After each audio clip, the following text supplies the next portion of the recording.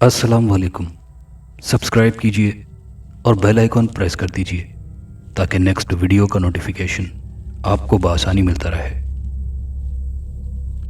ज्यों ज्यों शाम के साए गहरे हो रहे थे, मेरी परेशानी में इजाफा होता जा रहा था। अब तक तकरीबन 15 गाड़ियों को लिफ्ट लेने की खातिर हाथ का इशारा कर चुका था, लेकिन एक भी गाड़ी न रुकी थी। मुझे भी तो बस स्टॉप से काफ़ी आगे उतार दिया गया था।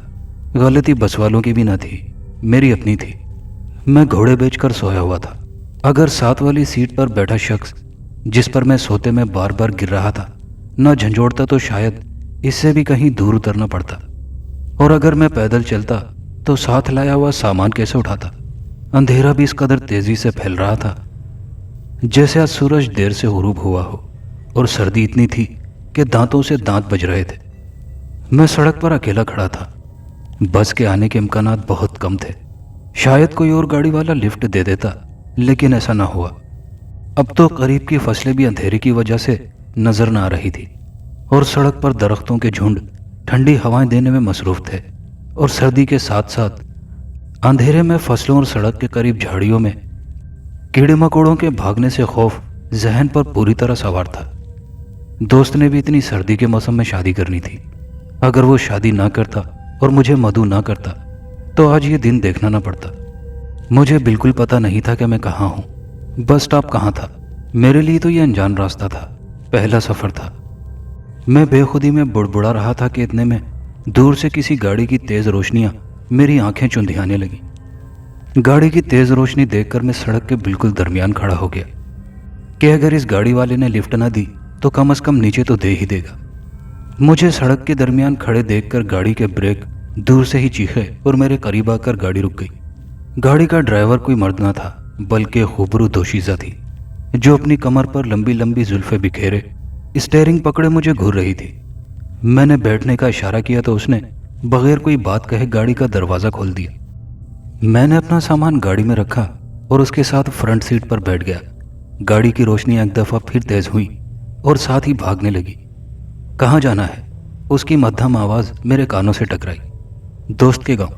मेरे मुंह से अल्फाज सुनकर वो खुलकर हंसी और मुझे भी अपनी शर्मिंदगी का एहसास हो गया कि ये मैंने क्या कह दिया है। मैंने फिर उसे दोबारा गांव का नाम बताया तो वो बोली मुझे भी वहीं जाना है। फिर काफ़ी आगे जाने के बाद थोड़ी ही देर हुई होगी कि ठा की ज़ोरदार आवाज़ मेरे कानों के पर्दे फाड़ती हुई गुजर गई। वो बोली शायद टायर पंक्चर हो गया है और दूसरा टायर भी नहीं है। उसकी ये बात सुनकर मैं चौंक उठा कि किस मुसीबत में पड़ गया हूँ। ये वो रास्ता था जहाँ से शायद गांव वालों के अलावा कोई तीसरा आदमी ना गुजरता था। मैं गाड़ी से नीचे उतरा और इधर उधर का जायजा लेने लगा। हर तरफ फसल ही फसल थी। हाँ, एक जगह वीराने पर आग जलती नजर आई। मैं समझ गया कि यह गांव के किसी जमींदार का डेरा है। रात इसके पास गुजार लूं, लेकिन दूसरे ही लम्हे मुझे उस लड़की का ख्याल आया कि उसे अकेला कैसे छोड़ दूं। उसने जो मेरे साथ नेकी की थी उसको कैसे भूल जाता। मैंने कहा वहां आग जल रही है, उधर ही रात बसर कर लेते हैं। वो बोली ठीक है। मेरे दिल में ख्याल आया कि वहां अगर कोई गांव का आदमी हुआ तो मेरे साथ खातून को देखकर गांव तक चलने में मदद करेगा। गाड़ी के दरवाजे बंद करने के बाद हम दोनों फसलों के दरमियान छोटी छोटी राहों से गुजरते हुए उस तरफ बढ़ने लगे। वो मेरे आगे आगे ऐसे चलती जा रही थी जैसे वो इन राहों की पुरानी वाकिफ हो, और मैं बच बचा कर चल रहा था। जल्दी हम दोनों उस डेरे तक पहुंच गए।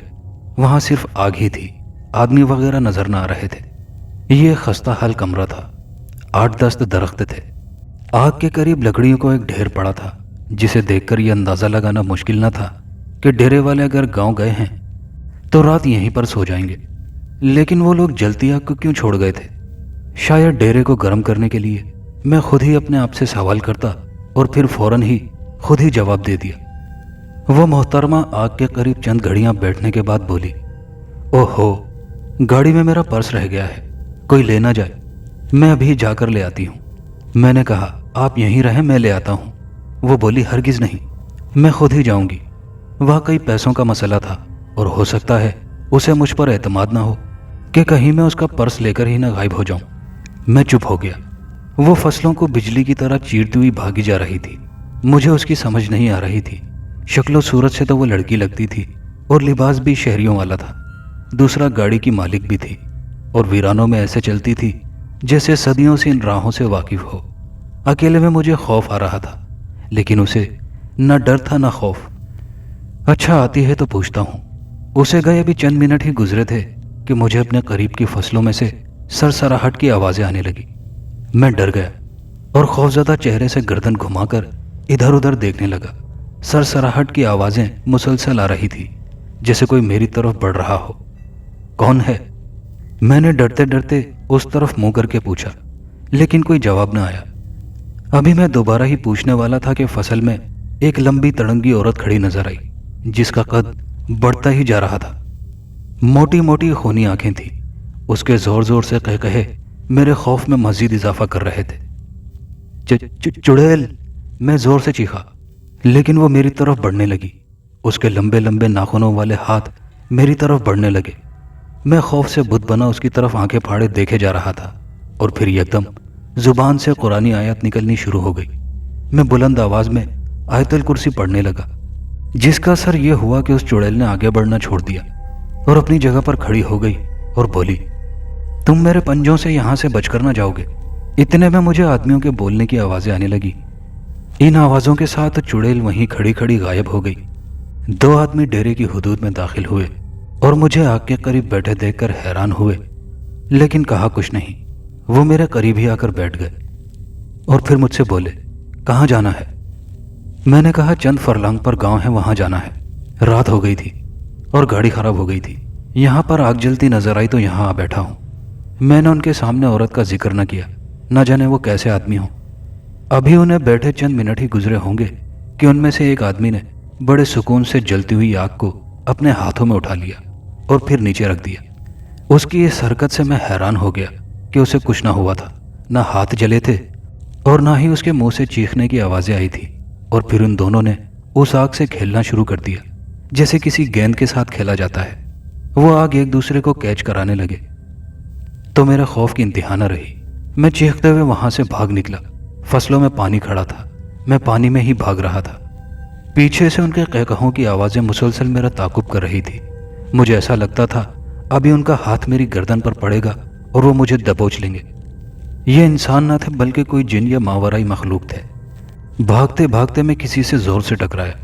ٹکرانے کی وجہ سے میرا دماغ ہلتا نظر آیا، زمین گھومتی نظر آنے لگی اور پھر میں نیچے گر گیا۔ جب ہوش آیا تو ایک فصل کے کھیت میں درخت کے نیچے پڑا تھا۔ کپڑے کیچڑ سے بھرے ہوئے تھے اور میری شکل ایسے بگڑی ہوئی تھی جیسے میں شہری نہ تھا، بلکہ کسی اینٹوں کے بھٹے پر اینٹیں اٹھانے والا انسان تھا۔ دن کا اجالا ہو چکا تھا۔ میں نے ڈیرے کی طرف دیکھا تو وہاں نہ کمرے تھے اور نہ ہی درخت۔ میں اس حال میں چلتا رہا اور ایک جگہ ایک پانی کا انجن نظر آیا۔ وہاں جا کر میں کپڑوں سمیت نہایا، سر منہ صاف کیا، کپڑوں کو صاف کیا اور بھیگے کپڑوں سے ہی گاڑی کی طرف چلنے لگا۔ وہاں نہ گاڑی تھی اور نہ ہی وہ لڑکی۔ وہ میرا سامان بھی لے اڑی تھی۔ میں خالی ہاتھ لٹا پٹا گاؤں کی طرف چل دیا۔ سامنے دیکھا تو دوست میری طرف ہی آ رہا تھا۔ مجھے دیکھ کر خوشی کے ساتھ وہ پریشان بھی ہوا کہ میرے کپڑے بھیگے ہوئے کیوں ہیں۔ میں نے اس سے ملتے ہی رات کا تمام واقعہ سنایا۔ وہ بولا، تمہاری بات درست ہے شہریار، یہاں واقعی جگہ جگہ چڑیلوں کی بستیاں آباد ہیں۔ جب میں نے سامان کے بارے میں بتایا تو وہ بولا، سامان تو تمہارا گھر پہنچ گیا ہے، ایک لڑکا دینے آیا تھا۔ سامان کا سن کر میں نے شکر ادا کیا، شاید اس لڑکی نے سامان کسی کے ہاتھ وہاں پہنچا دیا تھا۔ جب میں نے اسے گاڑی والی بات بتائی تو وہ بولا، ہمارے گاؤں میں تو کسی کی گاڑی وغیرہ نہیں ہے اور نہ ہی کوئی ایسی لڑکی یا خاتون ہے۔ میں نے سوچا کہ کسی کے گھر مہمان آئی ہوگی۔ ویسے اس لڑکی کی صورت میرے دل میں بس چکی تھی، تمام سفر میں اسے دیکھتا آیا تھا۔ معصوم سی صورت، گورا چٹا رنگ، لمبے لمبے سیاہ بال، شہری لباس، میں بھلا اسے کیسے بھول سکتا تھا۔ گاؤں جاتے جاتے اس کی صورت نظروں کے سامنے رہی، شادی میں بھی کسی اور کی طرف نظر نہ گئی۔ گاؤں کی لڑکیوں میں اس لڑکی کی شکل و صورت تلاش کرتا رہا، لیکن وہ نظر نہ آئی۔ بارات چل پڑی تھی۔ جب گاڑی سڑک پر پہنچنے کے بعد بھاگنے لگی تو مجھے ایک جگہ وہی لڑکی گاڑی کے پاس کھڑی نظر آئی۔ میں نے بس رکوائی اور بس سے اتر کر اس کی طرف بھاگنے لگا اور دوست سے کہا میں اس کا شکریہ ادا کر کے آتا ہوں۔ میں جب اس کے قریب گیا تو شاید اس نے مجھے پہچان لیا تھا، वो हल्का सा मुस्कुराई और कहा, रात को कहाँ चले गए थे? मैं डेरे पर तलाश करती रही, लेकिन तुम ना मिले, और रात मैंने गाड़ी में गुजार दी और सुबह सवेरे ही तुम्हारा सामान भिजवा दिया था। मैंने उसका शुक्रिया अदा किया और कहा, आप यहाँ अकेली हैं, ना कोई आगे ना पीछे। मेरी इस बात पर वो मुस्कुरा दी और बोली, गाड़ी बंद हो गई थी और कोई आदमी नहीं मिल रहा था जो गाड़ी को धक्का लगा सके। मैंने कहा, मैं धक्का लगा देता हूँ। वो बोली, ठीक है, और कहा, तुम कहाँ जा रहे हो? मैंने शादी और जहाँ जाना था वहाँ का बता दिया तो वो बोली कि मेरी खाला भी वहीं रहती है, मैं भी वहीं जा रही थी, चलो मेरे साथ चले जाना। मैंने उससे कहा, ठीक है, और बस को इशारा कर दिया कि वो लोग जाएं, मैं आ जाऊंगा। वो मेरा इशारा समझ गए और बस चल पड़ी। मैंने गाड़ी को मामूली सा ही धक्का लगाया था कि गाड़ी स्टार्ट हो गई। वो एक मीठी मुस्कुराहट मुस्कुराई और बोली, बस इतना सा काम था। साथ ही उसने गाड़ी का दरवाज़ा खोल दिया। रात को उसकी गाड़ी का रंग सफ़ेद था, अब ये गाड़ी सुर्ख रंग की थी, और रात को उसने सुर्ख कपड़े पहन रखे थे और अब गुलाबी रंग के थे। अभी मैं गाड़ी में बैठा ही था कि गाड़ी हवाओं से बातें करने लगी। उस दोशीज़ा के पूरे पाँव का दबाव एक्सीलेटर पर पड़ा था। इस तेज़ रफ्तार से गाड़ी चलते देखकर मेरा दिल अंदर से हिल रहा था, लेकिन वो पुरसुकून सामने सड़क पर नजरें जमाई हुई थी। मैंने एक दो दफ़ा कहा भी गाड़ी की स्पीड कम करें, लेकिन मेरी इस बात का उस पर कोई असर ना हुआ। मैं दिल ही दिल में खुदा से दुआएं कर रहा था। हम बारात वाली बस बहुत पीछे छोड़ आए थे। उसके बाद दोशीज़ा ने गाड़ी एक छोटी सी सड़क की तरफ मोड़ ली। उधर सड़क पर गाड़ियों की आमदोरफ्त बिल्कुल ना थी, कोई आदमी चलता हुआ नजर आता। मैं खुद भी पहली दफ़ा इन रास्तों से गुजर रहा था। मुझे क्या मालूम कि बारात किस गांव जानी थी। बहरहाल गाड़ी सड़क से उतरकर एक जंगल की तरफ रवादवा हो गई। ये जंगल देखकर मेरे दिल में रंग रंग के वसवसे सर उठाने लगे कि मैं ज़रूर किसी गलत हाथ में आ चुका हूँ। ये लड़की या तो किसी गुरोह की सरकर्दा है या फिर कुछ और। मैं चीखा, ये गाड़ी को किन रास्तों पर ले आई हो? मेरी इस बात पर उसने एक नज़र मेरी तरफ डाली और हल्का सा मुस्कुराई और बोली, आपको क्या मुझ पर एतमाद नहीं है? मैंने कहा, एतमाद है तो बैठा हूँ, लेकिन ये रास्ता, ये जंगल, ये सब कुछ मेरी समझ से बाहर है। मेरे सवाल पर वो मुस्कुराकर बोली, तुम ठीक कहते हो, यह रास्ता तुम्हारे दोस्त की बारात वाला नहीं है। दरअसल मुझे एक ज़रूरी काम पड़ गया था, सोचा अपने ख़ानदान वालों को पैगाम दे आऊं। चंद मिनट की बात है, अभी वापस लौट चलेंगे। उस जंगल में एक जगह गाड़ी रुकी और वो कहने लगी, तुम यहीं ठहरो, मैं चंद मिनट तक वापस आई। मैं उतरकर एक जगह धूप में खड़ा हो गया और सर्दियों में सूरज की ये धूप मेरे जिस्म को आहिस्ता आहिस्ता गर्म करने लगी, और साथ ही मैं जंगल के चारों तरफ देखने लगा और उसका इंतज़ार करने लगा। काफ़ी देर गुजर जाने के बावजूद भी वो ना आई तो मुझे कुछ घबराहट और खौफ महसूस होने लगा। अब मेरा शक यकीन में बदलता जा रहा था कि मैं वाकई किसी गलत हाथों में आ गया हूँ। आगे पीछे भागने को भी रास्ता ना था। वहाँ खड़े खड़े काफ़ी वक्त गुजर गया और सूरज भी अपनी मंजिल की तरफ वापस लौटने लगा था। घड़ी पर नज़र डाली तो 3 बज रहे थे। मेरी समझ में कुछ नहीं आ रहा था कि मैं क्या करूं, कि अगर भागूं तो भाग कर जाऊं कहाँ, और अगर यहीं खड़ा रहूं तो। ये सोचें मेरे ठंडे दिमाग को मजीद शल कर रही थी। आखिरकार मैंने वहां से भागने का इरादा कर लिया और जिस तरफ से गाड़ी आई थी उस तरफ तेज तेज कदमों से चलने लगा। ऊपर से दरख्तों की ठंडी हवाएं मेरे जिस्म को ठंडा करने में मसरूफ थी। जंगल था कि ख़त्म होने का नाम ही नहीं ले रहा था। चलते चलते शाम हो गई और जो जो अंधेरा फैलने लगा मेरे हवास गुम होने लगे। मौत सामने रक्स करती नजर आने लगी। वहाँ ऐसी कोई जगह भी ना थी। मैं थक हार कर एक जगह पड़े पत्थर पर बैठ गया। जिस पत्थर पर बैठा था चंद लम्हों बाद उसने अपनी जगह से हिलना शुरू कर दिया। यह देखकर मेरी चीख निकल गई और मैं सरपट भागा। जंगल में मां सिवाय डर खौफ के और कुछ न था। मुझे पीछे से आवाज़ें आने लगी और ऐसे जैसे कोई तेज़ी से भागता हुआ मुझे पकड़ने की कोशिश कर रहा था। इतनी सख्त सर्दी में मेरे पसीने छूट रहे थे। बार बार मुझे एक सियाह हाथ अपनी तरफ बढ़ता नजर आ रहा था जिससे मैं बार बार बचने की कोशिश कर रहा था। भागते भागते एक पत्थर की ठोकर लगने से मैं ज़मीन पर गिर पड़ा। गिरते ही मुझे अपने ऊपर बोझ पड़ता महसूस हुआ। हलक से निकलने वाली आवाज़ अंदर ही दबकर रह गई। पूरा जिस्म खौफ और डर से सुन्न हो गया। आंखें खुली की खुली रह गईं। चंद लम्हों बाद मुझे अपने सामने किसी के आने का एहसास होने लगा। मेरी आंखें फटी की फटी रह गई। एक बहुत बड़ी खूनी आंखों वाली चुड़ैल सामने खड़ी कहकहे लगाने लगी और बोली, पहले तो मेरे पंजों से बच गए थे, अब तुझे जिंदा नहीं छोड़ूंगी। उसको अपनी तरफ बढ़ते देखकर मैंने आंखें बंद कर ली और दिल में पुरानी आयत का विर्द शुरू कर दिया। कहकहों की आवाज़ें मुसलसल आ रही थी। मौत सर पर मंडला रही थी اور جسم اس قدر بھاری ہو رہا تھا کہ سانس لینا بھی مشکل ہو رہا تھا، لیکن دل سے قرآنی آیات جاری تھی۔ جب کافی دیر تک مجھے کسی نے نہ چھوا تو میں نے بند آنکھیں کھول دی۔ چڑیل غائب تھی، لیکن اس کی جگہ آگ بھڑک رہی تھی جس کی روشنی سے پورا جنگل نظر آ رہا تھا۔ آگ کی تپش میرے ٹھنڈے جسم کو گرم کر رہی تھی اور میں سکون محسوس کر رہا تھا۔ پھر دیکھتے ہی دیکھتے اس آگ نے ٹھنڈا ہونا شروع کر دیا اور دوبارہ وہی چڑیل نمودار ہوئی۔ اس دفعہ اس کی شکل دیکھ کر میں زور سے چیخا۔ ایک انسانی ہڈیوں کا ڈھانچہ تھا اور اس پر اس چڑیل کا منہ تھا، وہی خوفناک صورت، وہی نوکدار دانت، وہی خونی آنکھیں۔ وہ ڈھانچہ رینگتا رینگتا میری طرف بڑھ رہا تھا۔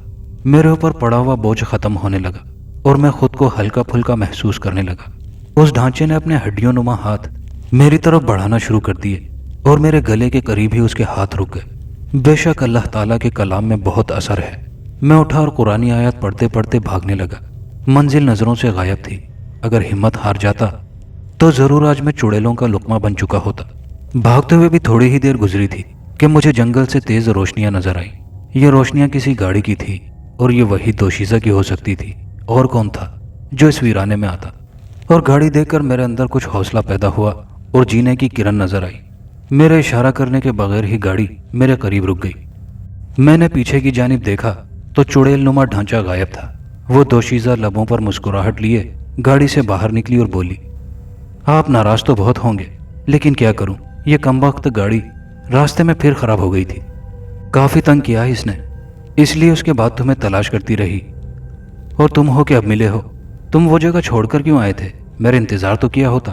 اس سے قبل کہ میں اسے غصہ دکھاتا، اس نے ایسی باتیں کر کے مجھے میری غلطی کا احساس دلا دیا۔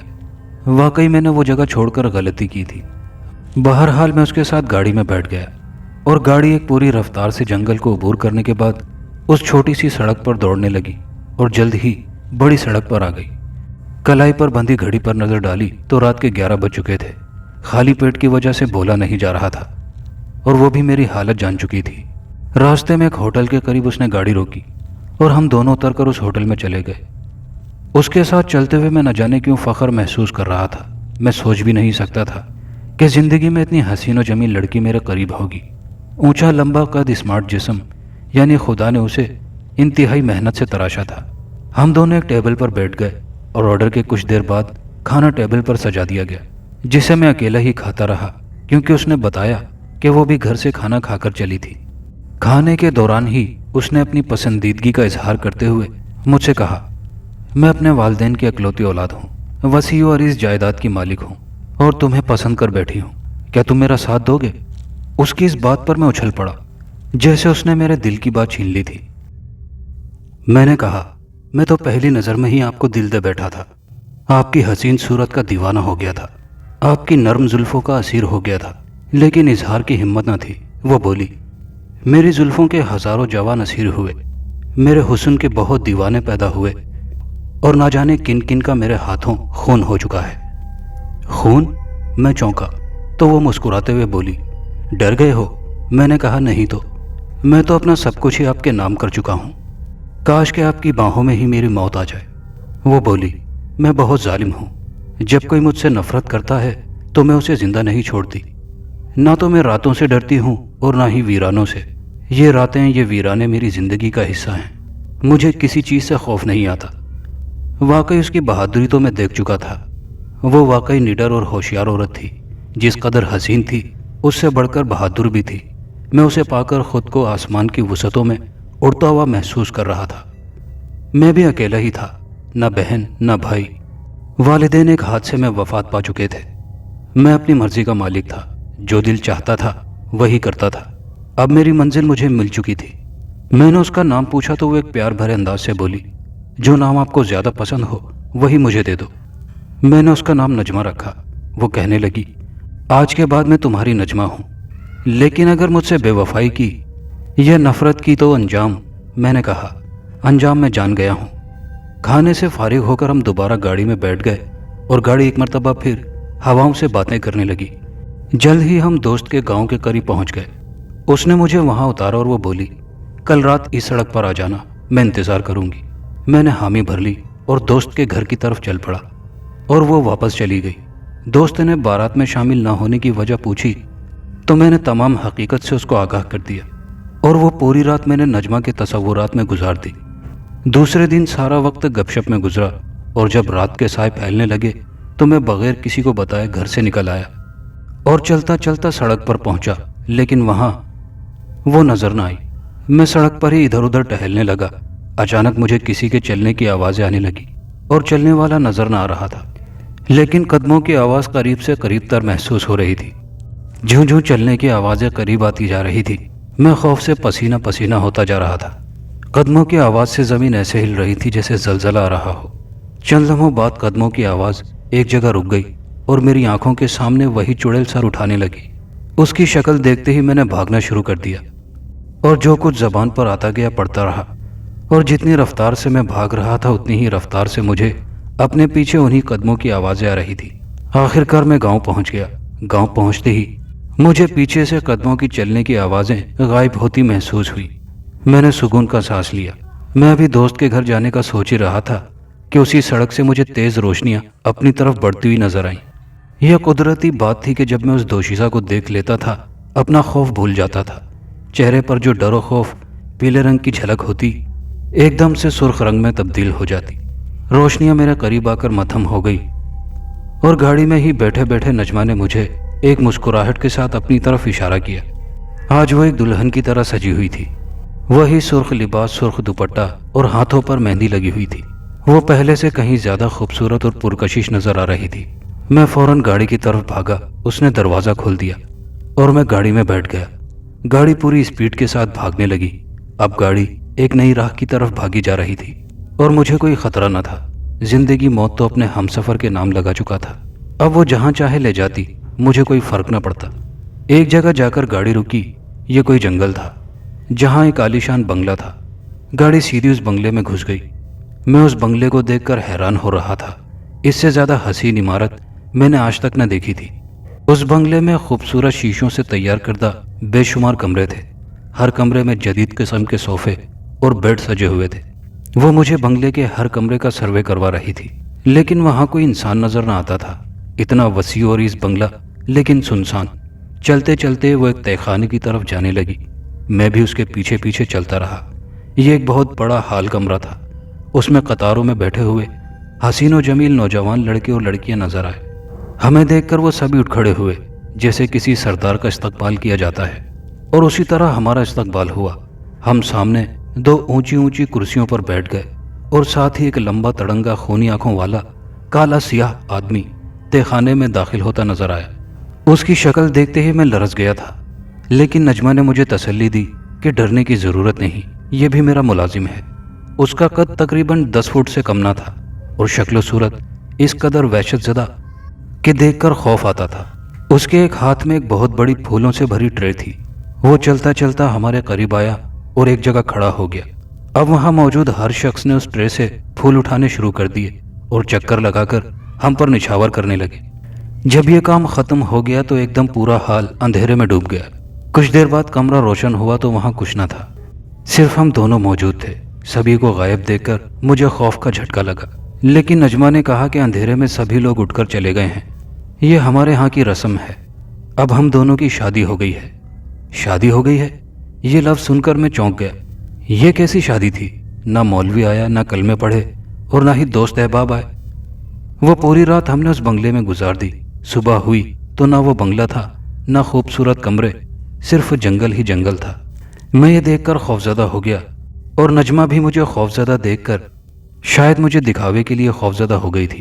اور پھر وہ بولی، جلدی بھاگ چلو یہاں سے، کہیں ہمیں کوئی نقصان نہ پہنچا دے۔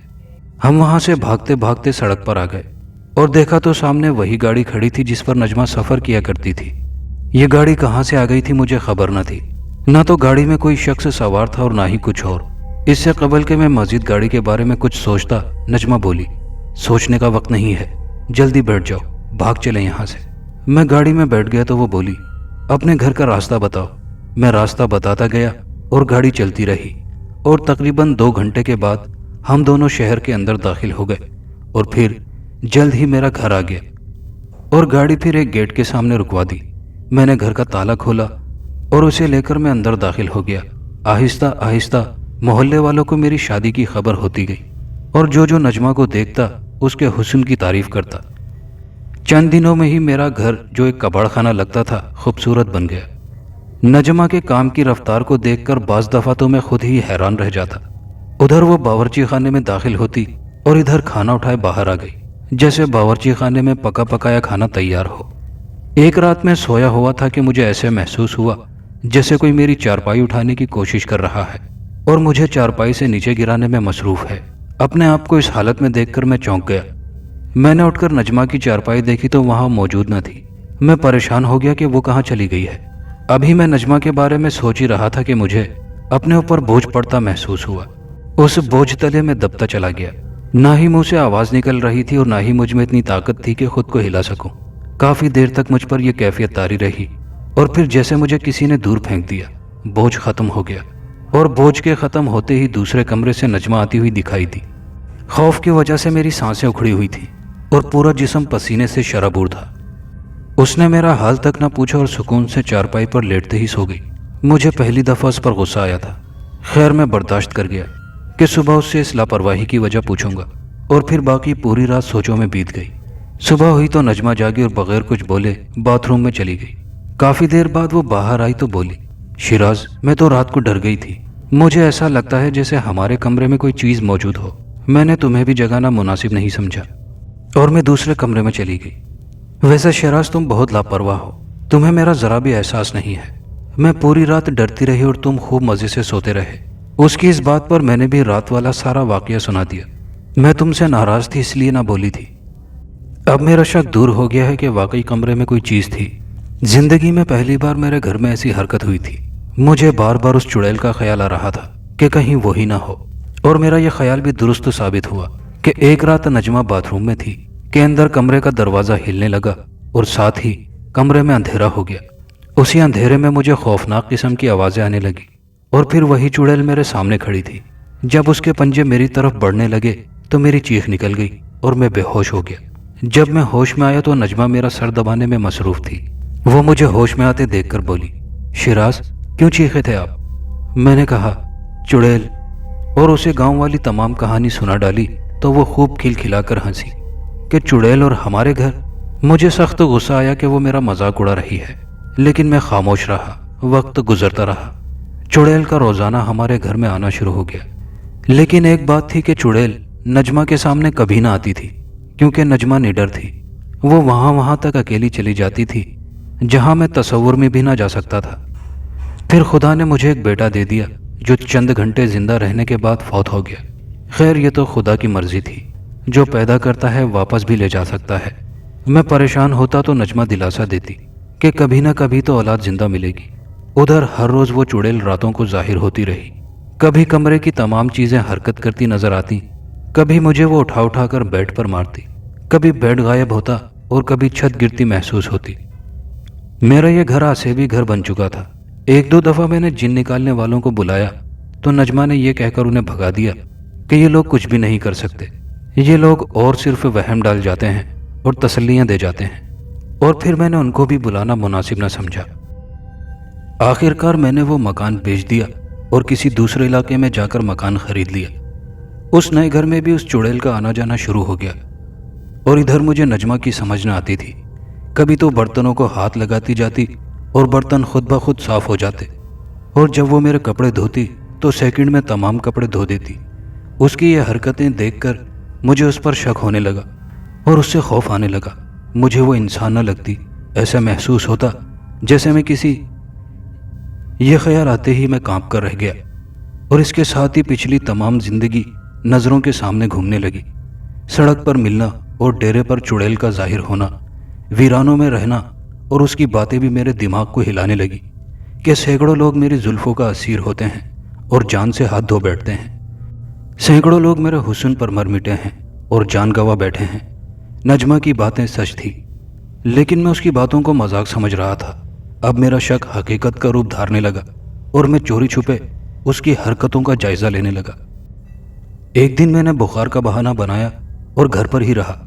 جب دوپہر کو نجمہ باورچی خانے میں کھانا تیار کرنے گئی تو میں آہستہ آہستہ بستر سے اٹھا اور ایک کونے سے نجمہ کو دیکھنے لگا، جسے دیکھ کر میرا جسم خوف سے لرز اٹھا۔ नजमा ने अपना एक पांव चूल्हे में रखा हुआ था जिसे आग लगी हुई थी, और उस आग पर वो खाना तैयार कर रही थी। उसके हाथ काम में ऐसे चल रहे थे जैसे पलक झपकते में खाना तैयार कर लेगी। मेरे मुंह से निकलने वाली चीख हलक में ही फंस कर रह गई और मैं तेज तेज कदमों से घर से बाहर निकल गया। इतना अरसा नजमा के करीब रहने के बावजूद भी मैं नजमा को न जान सका था कि वो कौन थी, किस इलाके की थी। मैं बस उसके इश्क का दीवाना होकर रह गया था, उसके हुस्न का पुजारी बनकर रह गया था, बस उसकी जुल्फों का असीर होकर रह गया था। वो अंधेरों से क्यों खौफजदा न होती थी, वीरानों में क्यों घुमा फिरती थी। हकीकत का इल्म हुआ तो मैं उससे खौफजदा होने लगा। तकरीबन शादी को भी साल होने वाला था। खुदा ने शादी के फौरन बाद ही औलाद का मुंह दिखाया था, लेकिन वो भी वापस ले लिया। मैं उससे दूर दूर रहने लगा, जिसे वो बखूबी समझ चुकी थी, और कहने लगी, शिराज, मैं महसूस कर रही हूं कि तुम मुझसे दूर दूर रहने लगे हो, और ये बात मेरी बर्दाश्त से बाहर होती जा रही है। अगर मेरी बर्दाश्त की हद टूट गई तो फिर हमेशा हमेशा के लिए पछताओगे। याद करो वो होटल की बातें कि मैंने क्या कहा था। शिराज, अगर तुम बदल गए तो जिंदा नहीं छोड़ूंगी। जहां इतने खून किए हैं वहां तुम्हारा खून करने में भी दरेक नहीं करूंगी। मुझे बस इतना ही कहना है, क्या तुमने मेरे प्यार में कोई कमी देखी है? क्या मैं बदसूरत हो गई हूं? क्या मेरा हुस्न पहले जैसा नहीं रहा? मैंने कहा, ऐसी कोई बात नहीं। मैंने उसे टालना चाहा, लेकिन वो बोल पड़ी, ऐसी ही बात है। मैं तुम्हारे दिल के अंदर का लिखा हुआ पढ़ रही हूं कि तुम मुझसे दूर दूर रहने लगे हो। मैंने उससे अपने रवैये की माफ़ी मांगी कि आइंदा दूर नहीं रहूंगा, लेकिन एक शर्त रखी कि तुम भी मेरे करीब ऐसे ही रहना जैसे अब हो। मेरी इस बात पर वो कहकहा मारकर हंसने लगी और साथ ही अंदर कमरे में चली गई। और मैं बज़ाहिर उसके सामने खुश और मुस्कुराता रहता, लेकिन अंदर से हर वक्त खौफजदा रहता। मैं जानता था कि ये किसी भी वक्त अपने पंजे मेरे खून से रंग सकती थी। एक रात मैं सोया हुआ था कि रात के किसी पहर मेरी आंख खुल गई। मैंने नजमा की चारपाई की तरफ देखा तो खौफ से मेरे मुंह से चीख निकलते निकलते रह गई। नजमा का सर दीवार के साथ लगा हुआ था और पांव दरवाजे से बाहर तक पहुंचे हुए थे, और शक्ल इतनी भयानक। लेकिन ये तो वही चुड़ैल थी जो पहली दफा मुझे फसल में खड़ी नजर आई थी। क्या मैंने इस चुड़ैल से शादी कर ली थी, जो यहां भी कई दफा अपनी असल शक्ल में जाहिर हो चुकी थी और मुझे डराने धमकाने की कोशिश की थी? मैं उसकी बिगड़ी शक्ल और इतना लंबा कद देखकर खौफ से कांप रहा था, और फिर आहिस्ता आहिस्ता चारपाई से नीचे उतरकर बाहर आ गया। मेरे बाहर आते ही नजमा भी मेरे पीछे आ गई। उसने मेरे कंधे पर हाथ रखा तो मैं उसके हाथ का वजन बर्दाश्त न कर पाया, लेकिन उसने जल्द ही हाथ उठा लिया और बोली, शिराज, क्या बात है? इतनी रात गए तुम बाहर क्यों टहल रहे हो? मैंने बहाना किया कि अंदर गर्मी की वजह से मुझे घबराहट महसूस हो रही थी, सो बाहर चला आया। मेरी इस बात पर वो मुस्कुरा दी और बोली, ठीक है, तुम टहलो, मुझे तो नींद आ रही है। इतना कहकर वो अंदर चली गई और दरवाज़ा बंद कर लिया। काफ़ी देर तक बाहर दरख्त से टेक लगाते ही मैं उससे जान छुड़ाने के बारे में सोचता रहा, लेकिन किसी भी फैसले पर ना पहुंच पाया और अंदर चला गया। लेकिन वो अंदर कमरे में मौजूद न थी। दूसरे कमरे में देखा, वहां भी मुझे वो नजर न आई, और बाथरूम की तरफ गया तो उसका दरवाज़ा अंदर से बंद था। मैंने सुकून का सांस लिया और अपने बिस्तर पर आकर लेट गया। काफ़ी देर बाद वो बाथरूम से बाहर आई तो उसे देखकर मैं डर गया। उसके दांतों और कपड़ों पर और निशान मौजूद थे। यह पहला मौका था कि उसके कपड़ों पर ताज़ा खून के कतरे थे। मैंने कहा, यह खून? तो वो बोली कि अंदर शीशा टूट गया था, सो खून बह निकला। लेकिन ये उसने झूठ बोला था, क्योंकि कुछ देर बाद एक घर से रोने की और चीखने की आवाज़ें आने लगी थी। मैंने कहा, मैं अभी देख कर आता हूँ कि मोहल्ले में क्या हुआ है, औरतें क्यों रो पीट रही हैं। वहाँ गया तो औरतों और मर्दों का हुजूम नजर आया और एक नौजवान लड़का मरा पड़ा था। उसको किसी ने बेदर्दी से कत्ल किया था और कत्ल करने वाला आते जाते नजर न आया था। ये बंद कमरे में कत्ल हुआ था। उसके जिस्म पर जगह जगह दांतों के निशानात थे। उसकी मैयत देखकर सारा वाकया मेरे जहन में आ गया। मैं इंसानी खून होता नहीं देख सकता था। ऐसे खून से तो खुद ही मर जाना चाहता था। मैं गुस्से से भरा हुआ घर आया तो नजमा एक कुर्सी पर बैठी कुछ सोच रही थी। मुझे देखकर वो मुस्कुराई, लेकिन उस वक्त उसकी मुस्कुराहट मुझे जहर लगी। मैं जाते ही उस पर बरस पड़ा और चीख कर बोला, तुमने उसे कत्ल किया है, तुम चुड़ैल हो, चुड़ैल, कातिल हो, इंसानों की कातिल, मेरी कातिल। मैं पागल था कि तुम्हें ना जान सका, ना परख सका। दफा हो जाओ मेरी नजरों से। मैं बोले जा रहा था कि एक जोरदार थप्पड़ मेरे मुंह पर पड़ा। थप्पड़ इतना जोर का था कि मेरी चीख निकल गई और मैं खड़ा खड़ा दूर जा गिरा। اس کے بعد جب ہوش آیا تو ایک ویرانے میں پڑا تھا۔ یہ وہ ویرانہ تھا جہاں میری شادی ہوئی تھی۔ اب میں جان گیا تھا کہ وہ چڑیل یہاں کی رہنے والی ہے۔ رات کی تاریکی میں خوف ہی خوف تھا۔ تیز ہواؤں سے درختوں کے پتے ایسے ہل رہے تھے جیسے ان میں بلائیں موجود ہوں۔ چاند کی روشنی بھی پھیکی پڑ چکی تھی، لیکن اس ویرانے کی تمام جھاڑیاں اور درخت نمایاں نظر آ رہے تھے۔ اب مجھے یہی خطرہ تھا کہ میری بیوی مجھے نہ جانے کیسی موت مارے گی، مجھے جینے بھی دے گی یا نہیں۔ اگر زندہ رکھے گی تو نہ جانے مجھے کن کن اذیتوں سے گزارے گی۔ میں اس کے بارے میں سوچ ہی رہا تھا کہ پائل کی جھنکار کی مدھم مدھم آوازیں میرے کانوں سے ٹکرانے لگی۔ پہلے آوازیں آہستہ آہستہ آتی رہی، پھر تیز ہو گئی۔ پائل کی جھنکار اور دل فریب موسم اور جھنکار کا نظارہ لینے لگا۔ پائل کی جھنکار کے ساتھ ساتھ ناچنے والیوں کے پاؤں بھی نظر آنے لگے۔ ہزاروں پاؤں میرے ارد گرد رقص کرتے نظر آنے لگے۔ اس کے علاوہ ان کے نہ تو جسم کا کوئی حصہ نظر آ رہا تھا اور نہ ہی چہرے، اور میں ان کے پاؤں دیکھ کر یہ اندازہ لگا رہا تھا کہ یہ بہت حسین و جمیل دوشیزائیں ہیں۔ کافی دیر تک ہزاروں پاؤں رقص کرنے کے بعد غائب ہو گئے۔ تب میری شریک حیات میرے سامنے آ گئی۔ اس کے حسن میں اس قدر نکھار تھا کہ میں تمام پرانی باتیں بھول کر اس کے قاتل حسن کا جلوہ دیکھنے لگا۔ اس کے حسن پر پھر سے مر مٹنے کو دل چاہا۔ کاش وہ چڑیل نہ ہوتی تو مجھ سے میری جان بھی مانگتی تو اس کے لیے اپنی جان کا نذرانہ بھی دینے سے دریغ نہ کرتا۔ لیکن جب چڑیل کا خیال آتا تو ڈر جاتا کہ چڑیل کے تو ہزاروں روپ ہوتے ہیں، یہ کوئی بھی شکل اختیار کر سکتی ہیں۔ وہ چلتی چلتی میرے قریب آئی۔ اس کے لبوں پر وہی مسکراہٹ تھی جو پہلے روز نظر آئی تھی۔ نرم لہجے میں بولی، شیراز، میں چاہوں تو ابھی تمہارے جسم کو ہڈیوں کا ڈھانچہ بنا دوں، لیکن میں تمہارے ساتھ ایسا نہیں کر سکتی۔ کاش شیراز تم انسانی مخلوق نہ ہوتے، ہم میں سے ہوتے، اور میں تم پر اپنا سب کچھ قربان کر دیتی، لیکن تم انسان ہو اور میں دوسری مخلوق۔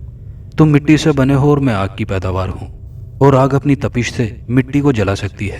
میں تو تمہیں دنیا میں ایک منفرد مقام دینا چاہتی تھی، دولت کے انبار تمہارے قدموں میں لگا دینا چاہتی تھی، اور ہر کسی کو تمہارے لیے غلام کر دینا چاہتی تھی۔ میں اپنے قبیلے کی سردار ہوں، اور نکاح کے وقت دیکھ لیا تھا کہ میرا قبیلہ کیسے میرے سامنے جھکا ہوا تھا۔ ان کے سامنے تمہاری بھی بہت عزت تھی۔ آپ خود ہی اندازہ لگا لیں کہ اب تم ہماری بستی میں پڑے ہوئے ہو، اور کسی میں اتنی ہمت نہیں کہ کوئی تمہیں ڈرائے، خوفزدہ کرے۔ جب تک میں نہ چاہوں گی تمہیں یہاں کسی قسم کا خطرہ نہیں ہے۔ لیکن اب تم یہ بتاؤ کہ تم کیا چاہتے ہو؟ مجھ سے چھٹکارا چاہتے ہو یا میرے ساتھ جینا مرنا چاہتے ہو؟ میں یہ فیصلہ تم پر چھوڑتی ہوں۔ اس کی باتوں سے میں موم ہوتا گیا۔ اس نے اچھی اور پڑھی لکھی شریک حیات والی باتیں کی تھی۔ میں نے کہا، میرا یہاں دم گھٹتا ہے، مجھے شہر لے چلو، وہاں جا کر بات طے کر لیتے ہیں۔ میری بات سن کر اس نے مجھے آنکھیں بند کرنے کو کہا۔ میں نے آنکھیں بند کر لی اور پھر وہ بولی، آنکھیں کھول دو۔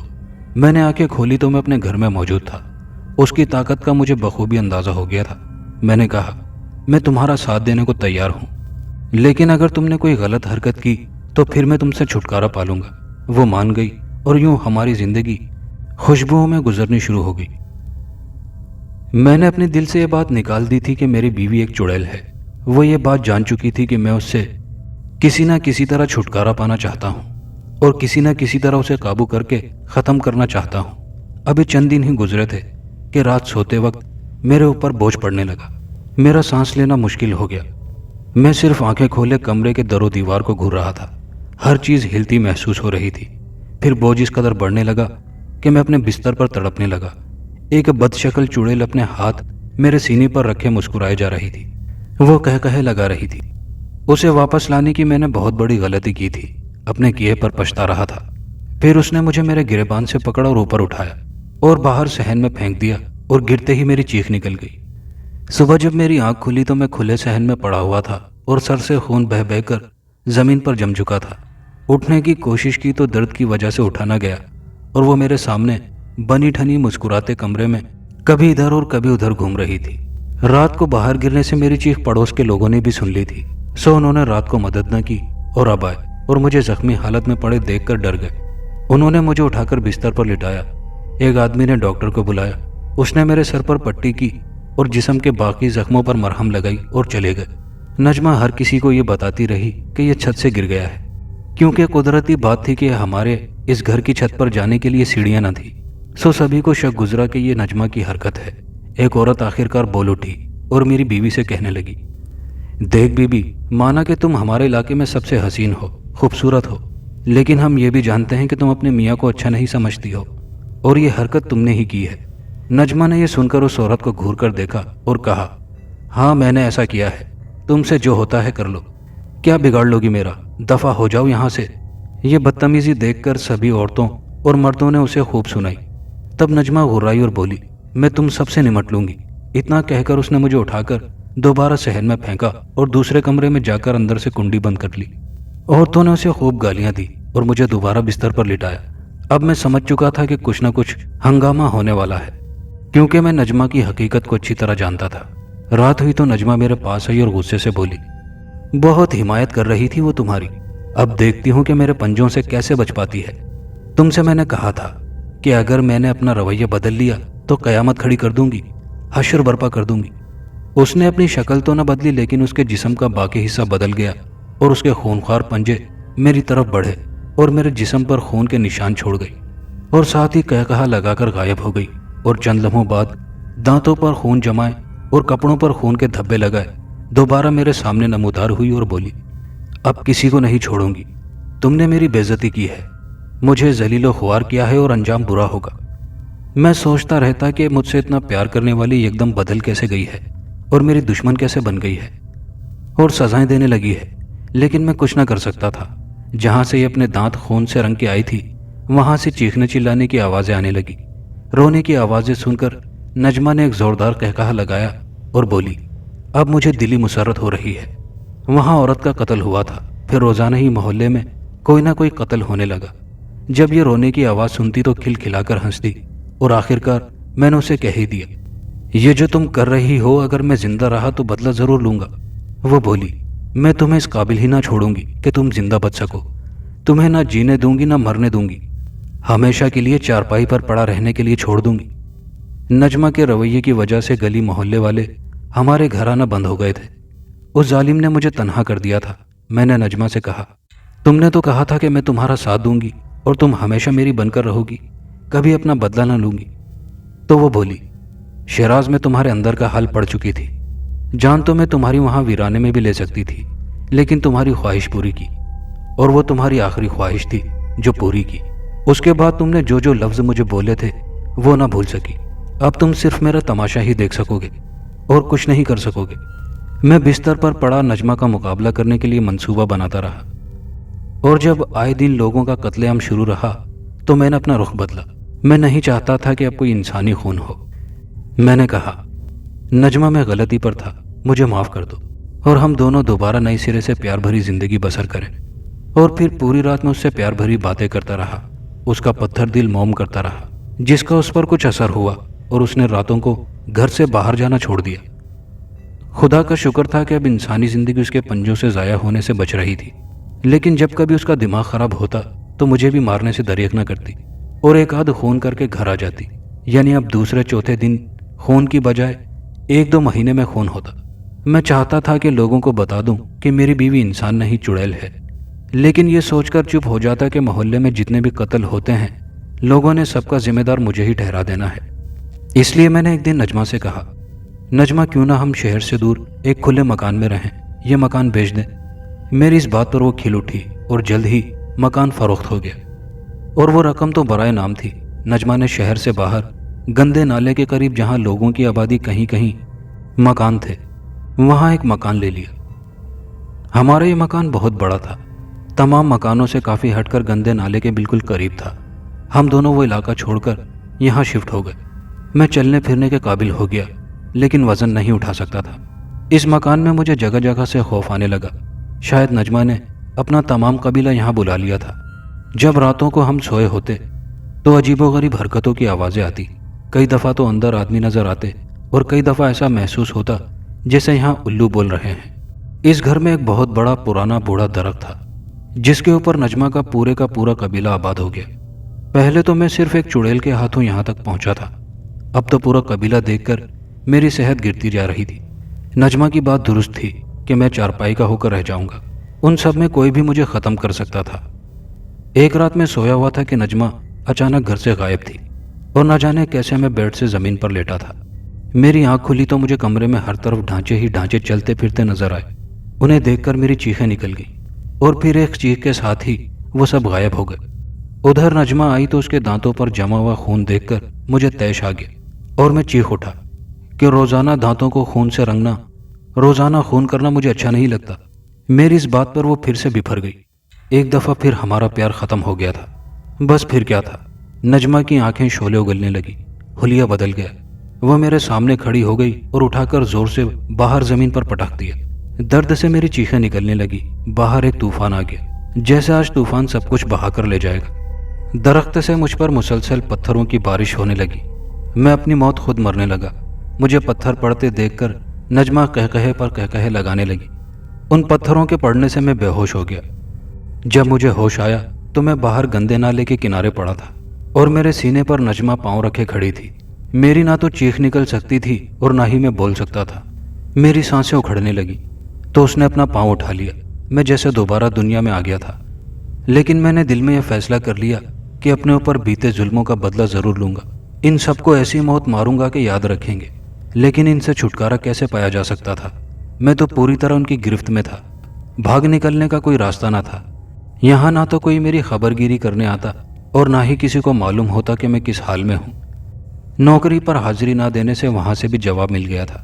मेरा ना कोई आगे था ना पीछे। बेहतर यही सोचा कि नजमा से यहाँ प्यार से रहूं और फिर अपना मकसद पालूं। लेकिन अब प्यार और मोहब्बत वाला सिलसिला ख़त्म हो गया था। मैं उनकी कैद में था, उनके रहमो करम पर था। फिर एक बात याद आई कि मैं खुदा को तो भूल ही गया हूँ, तभी ये जिन मुझ पर हावी हैं। तब एक रोज़ मैं बड़ी मुश्किल से बिस्तर से उठा, वजू करने गया तो पानी की जगह उससे खून आने लगा और साथ ही कपड़ों पर गंदगी के छींटे पड़ने लगे। अब रोज़ाना नलकों में पानी की जगह खून आता और खाना गंदगी से भरा होता, जिसे खाना तो दूर की बात देखने को भी दिल न करता था। मैं दिल ही दिल में खुदा को याद करने लगा और खुदा से कहा कि मैं मजबूर हूँ या रब, पाक साफ नहीं हो सकता। इसीलिए बगैर वजू के ही कुरानी आयत का विर्द शुरू कर दिया, जिसका असर यह हुआ कि कोई भी मेरे करीब न आता। नजमा भी चुप चुप सी रहने लगी और कोशिश करने लगी कि मैं कुरानी आयत पढ़ना छोड़ दूं। लेकिन मैं ये विर्द दिन रात करता रहा। खुदा ने जैसे मुझे मेरे मकसद की राह दिखा दी थी। उधर नजमा एक बार फिर प्यारी सी सूरत में मेरे सामने रहने लगी, लेकिन उसे मुझे छूने की हिम्मत न होती थी। वह खुद अपना आप बना संवार कर रखती कि उस पर प्यार आ जाता, दिल मोम हो जाता और उसे माफ़ करने को दिल चाहने लगता। लेकिन वो थी तो आखिर चुड़ैल। मेरे इंसान समझ लेने से वो बदल तो नहीं सकती थी। दूसरे बेटे की पैदाइश हुई तो कुछ देर बाद कमरे की आहट से उसे देखने लगा और जो मंजर मैंने देखा तो मैं कांप कर रह गया। पांव तले से ज़मीन निकलती महसूस हुई, आसमान फटता नजर आने लगा, मेरा दिमाग चकराने लगा, पूरा घर मुझे घूमता नजर आने लगा। वो खूनी थी, मेरे बेटे की खूनी। वो एक डरावनी शक्ल के साथ फौरी उठकर बैठ गई और बेदर्दी से बच्चे का गला दबाने में मसरूफ थी। मेरे चंद घंटों का बेटा उसके पंजों तले तड़पता रहा और बिलाखिर ठंडा हो गया। उसके मरते ही चुड़ैल ने अपनी सूरत तब्दील कर ली और नजमा बनकर रोने लगी। मैं ये मंजर देखने के बाद ये सब कैसे बर्दाश्त कर सकता था? मैं उस पर बरस पड़ा। तुम खूनी हो, चुड़ैल हो, जालिम हो। अभी इतने ही अल्फाज मेरे मुंह से निकले थे कि एक जोरदार थप्पड़ मेरे मुंह पर पड़ा और उसकी शक्ल बदल गई। वो एक चुड़ैल के रूप में मेरे सामने खड़ी अपने दोनों हाथ मेरी तरफ बढ़ाने लगी। तब मैंने कुरानी सूरतें पढ़नी शुरू कर दी और वो वहीं की वहीं रुक गई और बोली, आज के बाद तुम्हारा मेरा रिश्ता ख़त्म। तुम अपनी ज़िंदगी के बारे में सोचो। तुम्हारे दोनों बच्चों का खून मैंने किया है और अब इस घर में तीसरा खून तुम्हारा होगा। इतना कहकर वो गायब हो गई। उसके गायब होते ही मैं बच्चे की तरफ बढ़ा, लेकिन मेरा बच्चा भी गायब था। शायद वो उसे उठाकर ले गई थी। अब मुझे अपनी ज़िंदगी की फिक्र शुरू हो गई। मैं भागकर शहर की मस्जिद में गया और इमाम साहब से तावीज़ की बात की और उन्हें अपनी तमाम कहानी सुना डाली, जिसे सुनकर वो भी परेशान हो गए। और फिर उन्होंने मुझे एक दरबार के बारे में बताया कि वहाँ आधी रात के बाद एक बुज़ुर्ग जलवा अफरोज़ होते हैं, उनके पास चले जाओ, वो तुम्हारी इस सिलसिले में ज़रूर मदद करेंगे। मैं उनके बताए हुए मज़ार पर हाजिर हुआ, सलाम किया और बुज़ुर्ग के जलवा अफरोज़ होने का इंतज़ार करने लगा, लेकिन वो ना मिले। मैं रात भर दरबार पर ही पड़ा रहा। मज़ार पर रौनक और दिनों की निस्बत काफ़ी ज़्यादा थी। तमाम दिन लोगों का आना जाना लगा रहा और जब रात हो गई तो मज़ार पर अब चंद आदमी मौजूद थे, लेकिन वो भी रात 10 बजे तक चले गए थे। मैं दरबार की एक दीवार के साथ टेक लगाए बैठा अपने हालात के बारे में सोचों में गुम था कि बाहर से एक बुजुर्ग जलवा अफरोज हुए। उनके नूरानी चेहरे को देखते ही मैंने अंदाज़ा लगा लिया कि ये वही बुजुर्ग हैं। जब वो मेरे करीब से गुजरे तो मैंने अदब से उन्हें सलाम किया। उन्होंने शफकत भरा हाथ मेरे सर पर रखा और अंदर मज़ार की तरफ बढ़ गए। اور میں وہاں ادب کی خاطر کھڑا کھڑا ہی ان کے واپس آنے کا انتظار کرنے لگا۔ تقریباً 1 گھنٹے بعد وہ واپس آ گئے تو مجھ پر ایک نظر ڈالی اور بولے، طالب معلوم ہوتے ہو؟ میں نے کہا، جی درست فرمایا، میں ایک عرض لے کر حاضر ہوا ہوں۔ بزرگ بولے، بیٹھ جاؤ۔ میں بیٹھ گیا تو وہ بولے، مشکل سے دوچار ہو، کسی کی گرفت میں ہو، دنیا سے ناتا کٹ گیا ہے، کسی کے اشاروں پر چلتے ہو، اور تمہارے اپنے گھر تم پر کسی غیر مرئی مخلوق کا سایہ ہے۔ دوستو، یہ کہانی ابھی جاری ہے۔ کہانی کا بقیہ اور آخری حصہ انتہائی دلچسپ ہے، ضرور ملاحظہ کیجیے گا، اور یہ کہانی کیسی لگی کامنٹ باکس میں اپنی رائے کا اظہار ضرور کیجیے گا۔ شکریہ۔